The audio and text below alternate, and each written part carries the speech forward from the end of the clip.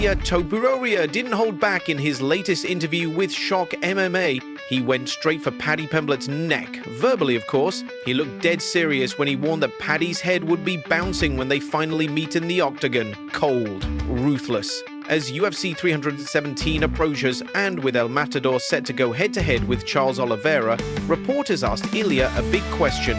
Who does he want next, Gaji or Paddy? No hesitation, Ilia wants Paddy. In fact, he even hopes Paddy gets through Justin Gaethje first, just to make the matchup even bigger. Ilia believes that if he and Paddy face off, it'll be one of the biggest fights in UFC history. And honestly, he might be right. These two have been throwing shots for years. The tension between them isn't just competitive, it's personal, and fans have been eating it up. But then, something strange happened. At a recent UFC weigh-in, the two bumped fists, smiled at each other. It was almost friendly? That one moment left fans scratching their heads. People who'd followed the rivalry for years were confused and even disappointed. Some even started saying it was fake the whole time, just staged drama to sell fights. Still, no matter what anyone believes, one thing's certain, this fight is going to be massive. Whether there's real hate or just professional rivalry, the clash of styles and their long history makes this one of the most highly anticipated showdowns in the lightweight division. Paddy really wants that fight with you as well. If Islam isn't available, would you rather fight Justin or Paddy next? I think that they both need to fight with someone, maybe between each other. I actually predicted that fight in the past. I said that the UFC would put those guys together, and if Paddy is able to go through Justin Gaethje and get that win, why not? That's one of the fights that also the people wants to see. I think it's gonna be one of the biggest fights in the UFC history. So I hope, cross the fingers, that he gets that win, and finally I will shut his mouth. We are gonna be in that octagon alone, and I'm gonna maul him. I'm gonna maul that blonde bitch. Meanwhile, Michael Bisping lit up the MMA world with his brutal comments on Jon Jones. According to Bisping, Jon is nothing but a coward for retiring before fighting Tom Aspinall. Bisping didn't mince words. He said if Jon had retired right after beating Stipe last year, it would have made sense, no problem, respectable exit.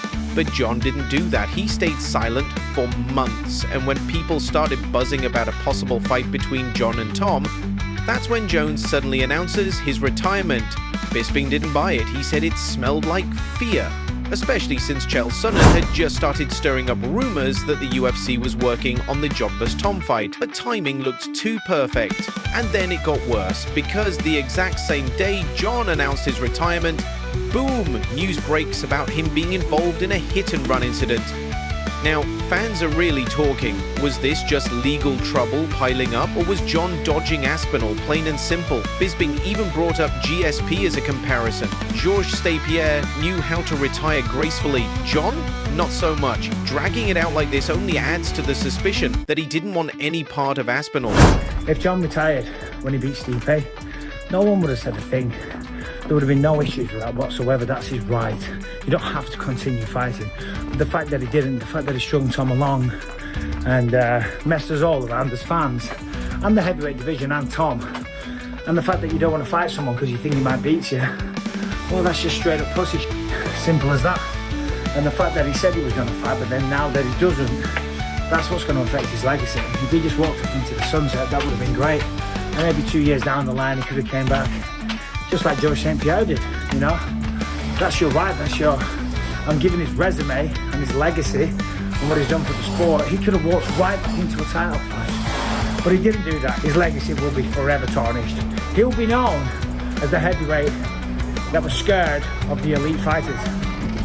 Simple as that. Alex Pereira finally spoke out too, shutting down all the wild rumors flying around about a fight with Tom Aspinall. All this drama started when Chael Sonnen hinted that the UFC was quietly planning a Pereira vs Aspinall matchup. Fans got hyped fast, but when Pereira sat down with the schmo, he set the record straight. No, he's not fighting Aspinall. That's not even on his radar. Instead, Pereira said his full focus is on getting a rematch with Magomed Ankalaev this October.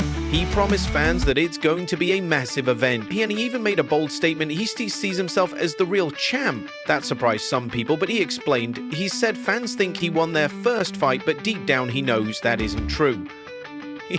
He admitted Ankalaev was better. Despite stuffing all the takedowns, Pereira got outworked. Ankalaev controlled the cage, pushed the pace, and landed cleaner shots. Pereira spent most of the fight on the back foot and didn't land anything big, so why does he still feel like the champ? Because he's determined, because he's coming back stronger, because he's not done yet. And as for Tom Aspinall, Pereira shrugged that talk off completely. He said he's not even looking at other weight classes. His mission is crystal clear. Get that belt back and remind everyone why he was at the top. Well, right now, took some time to recover my body, to heal. I'm going to Brazil right now, keep healing a little bit, spend some time with my family. We are in talks with the UFC, we're gearing up.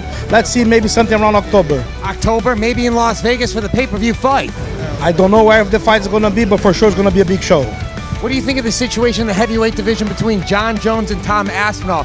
Honest, I don't even have an idea what's going on.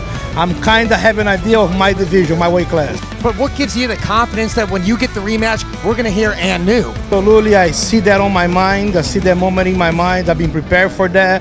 I correct some mistakes, some adjustment that I had to do from the previous fight. Don't know if I'm going to win, don't know if I'm going to lose. I want to win, and I'm going to work for it. I'm definitely hungry. But it was a fight that many thought that I won. You know what I mean? I honestly, in my mind, I don't even see myself. I see myself as still the champ because the way that people treat me, they look at me. Khabib Nurmagomedov also had something to say about Jon Jones's retirement, and his message surprised everyone. While fans and fighters were tearing Jon apart online for supposedly dodging Aspinall, Khabib took a different approach. He stayed classy. On Instagram, Khabib wrote a message directly to Jon, saying, "My congratulations, legend. Even though we were not friends, you are the best to ever do it in UFC history, and you inspire millions of people around the world. You have nothing more to prove in this sport." It was a moment of grace. One champion recognizing another. But despite Khabib's kind words, the drama didn't slow down. Dana White added fuel to the fire when he said the UFC gave Jon the exact deal he asked for, but Jones still backed out. Fans took that and ran with it, flooding social media with accusations that Jon ducked the fight. Dana did his best to defend Jones, insisting he'd never ducked anyone except Chael Sonnen years ago. But let's be honest, fans aren't convinced. Still, Jon seems at peace with his decision, and Khabib's supportive message added a rare calm to the chaos. Meanwhile, the heavyweight division is moving forward. Tom Aspinall is preparing for his first title defense, and it's looking like he'll face Ciryl Gane, a fighter known for his technical style, elite footwork, and calm precision. This is going to be a high-level chess match. Aspinall's powerful wrestling and sharp boxing versus Gane's smooth striking and movement. Both men have the tools, both want to prove something, and fans? We're in for a real war, so let's break it all down. Ilia Topuria's fire toward Paddy Pimblett has fans buzzing. That fight, if it happens, will be personal and explosive.